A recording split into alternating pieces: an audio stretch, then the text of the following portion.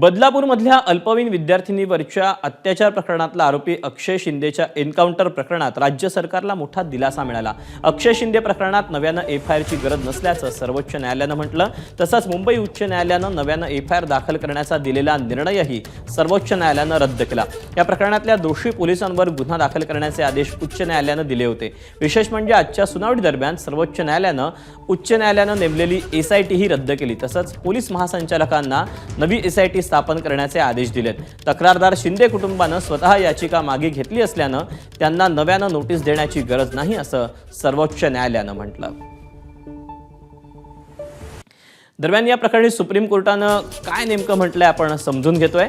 High court म्हणतं त्याप्रमाणे नव्यानं एफआयआर दाखल करण्याची गरज नाही। हायकोर्ट नियुक्त एसआयटी ऐवजी पोलीस महासंचालक एसआयटी निवडतील। पोलीस महासंचालकांच्या देखरेखीखालीच एसआयटी काम करेल। तक्रारदार शिंदे कुटुंबियांनी याचिका स्वतःच मागे घेतल्यानं त्यांना नोटीशीची गरज नाही। तक्रारदार मॅजिस्ट्रेट किंवा सत्र न्यायालयात दाद मागू शकतात। न्यायमूर्ती बेला त्रिवेदी आणि न्यायमूर्ती प्रसन्न वराळे यांच्या खंडपीठानं हा निर्णय दिला। हायकोर्ट निर्णयांविरुद्ध राज्य सरकार सुप्रीम कोर्टात गेलं होतं आणि राज्य सरकारच्या सर्व मागण्या सुप्रीम कोर्टानं मान्य केल्या आहेत।